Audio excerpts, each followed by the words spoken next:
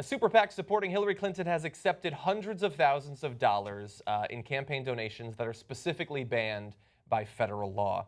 This is Boston-based Suffolk Construction, which made two contributions of $100,000 to Priorities USA, which is backing Hillary Clinton. It's not just a super PAC backing Hillary Clinton. It is one of the prime super PACs backing Hillary Clinton. Unfortunately, at the time that those contributions were made, Suffolk held multiple contracts worth nearly $1 million with the Department of Defense for maintenance and construction projects at a naval base in Newport, Rhode Island, and the U.S. Military Academy in West Point, according to usaspending.gov. Now, that is illegal. You can't do that. If you have contracts with the federal government, you cannot make campaign donations of this sort. Now, Priorities USA stipulates on its website that donors can't be federal contractors. Yet a spokesperson for the Super PAC declined to comment in response to a question about whether the donations from Suffolk would be returned. So they cannot be federal contractors, but if they are federal contractors, we would love your money. Weird how that works out.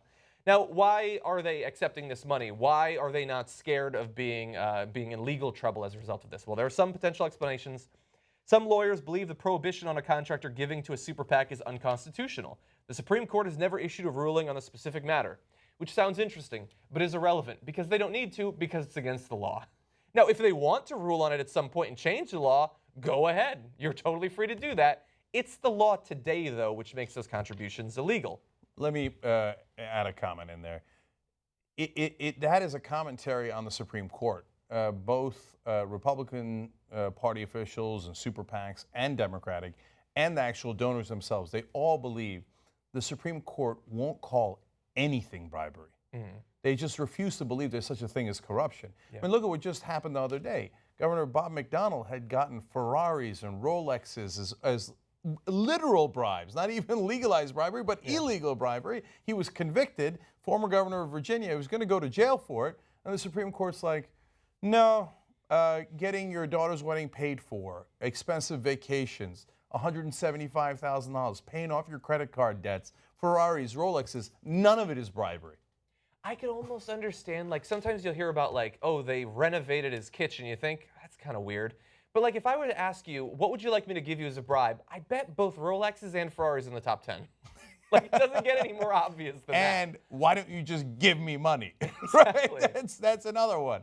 Fancy gowns. Yeah. I mean, it was textbook bribery. That's why he was easily convicted. Yeah. He didn't even fit into the gowns. He still accepted them. That's how easy to bribe he was. But so these super PACs and their donors are like, doesn't matter. We already bought the Supreme Court. Yeah. So now there's no laws anymore on this issue, and the FEC won't do anything. The FEC is so it's congested. There's gridlock. They're not going to do anything. And by the way, I want people to understand the gridlock. The FEC is the Federal Election Commission. They're the ones supposed to regulate, make sure that you don't violate the rules of elections. But it's bipartisan, 3 Democrats, 3 Republicans. The only thing they'll agree on is exonerating fellow Democrats and Republicans. Yeah. So every once in a while they'll come out with a ruling like, nope, that's not bribery either, that's not illegal either.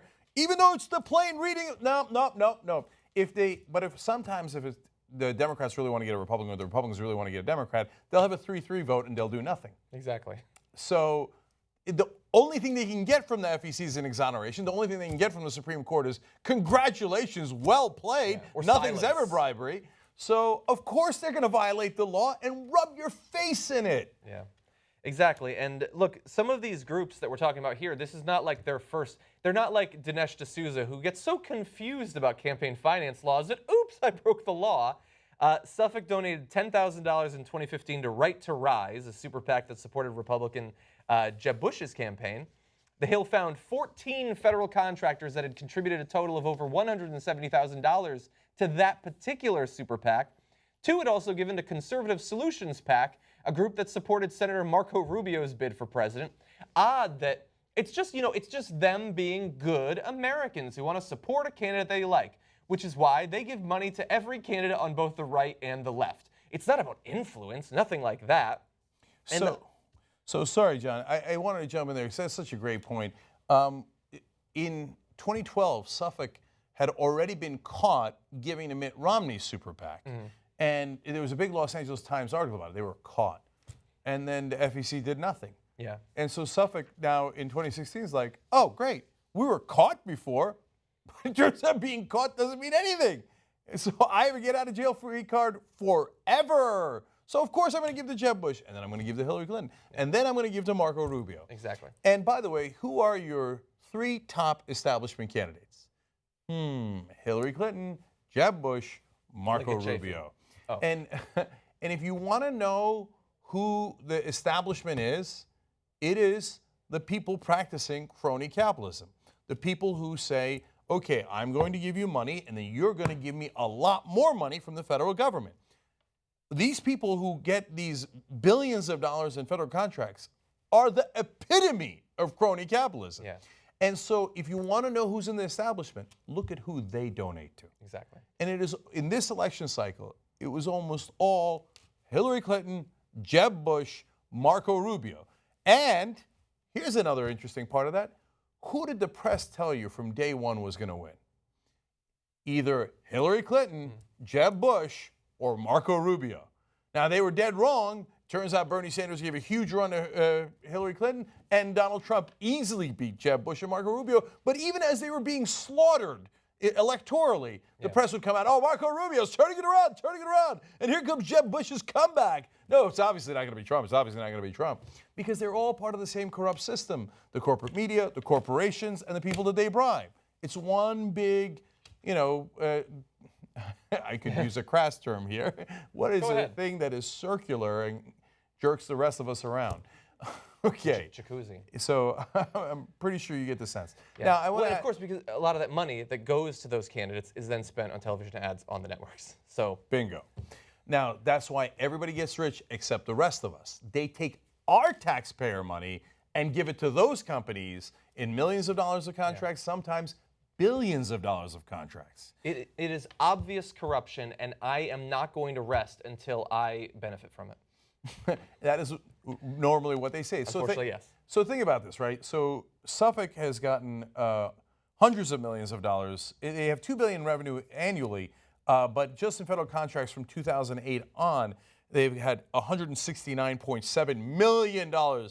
Now, they're good investors. They are good investors because they gave Jeb Bush $10,000. They gave Hillary Clinton $200,000. They gave Marco Rubio a little bit extra as well. That's nothing compared to $170 million that they're going to get in federal contracts. Why do you think they do it? When I debate conservatives, I ask them about it because they say, oh, the government's the problem, the politicians are the problem. I say, you're right, but how about the people bribing them? They're like, no. They're just innocent, poor little guys who happen to bribe people and happen to get 1,000 times in return. Golly gee, they didn't know what they were doing. That's why I love the commentary about Donald Trump. That he's apart from the establishment. Because he is trying to cut out the middleman. Instead of buying off the politicians, he's simply going to be the politician who he would be buying off. He's so tied in with the marriage between politicians and the economic elites. How can anyone make the case that he is genuinely apart from the establishment? His rhetoric is miles away from the establishment, and he's such a distasteful person that many of the establishment politicians don't like him. But his goals are the same. It's the continuation of business as usual. So he happens to be the corrupter instead of the corruptee. But now that he's taking donations, he's also the corruptee. Congratulations, you yet another circle jerk. Yeah. Okay, and this time just involving Donald Trump. And since he's such a big jerk, he can make a whole circle out of it. But John, I actually want to do one last slap in the face here from this story so you guys understand how little regard they have for you and your laws. Okay. There's something called the Chevron loophole. Now, where did it come from? It actually came from a 2013 decision about Chevron. Now, Public Citizen had figured out that Chevron was giving a ton of money and they're receiving hundreds of federal contracts worth $1.5 billion. Woo. So they tell the FEC, hey, guys, this is obviously the thing that the law is written about. Yeah. The FEC rules 5-1 against Public Citizen in favor of Chevron because they say, no. That wasn't Chevron.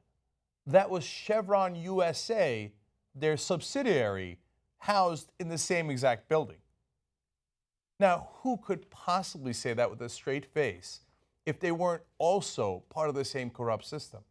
Who thinks Chevron and Chevron USA, who are in the same exact building, are actually different entities? And they're like, Chevron was like, oh, Chevron USA? You gave money to politicians and we got $1.5 billion in contracts? Wow, what a funny coincidence.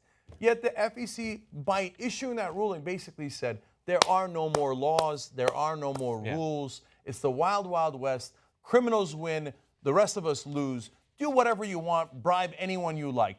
And then the people in the corporate media on television have the temerity to turn around and go, what corruption? What is all this conspiracy theories about corruption? I've never heard of it.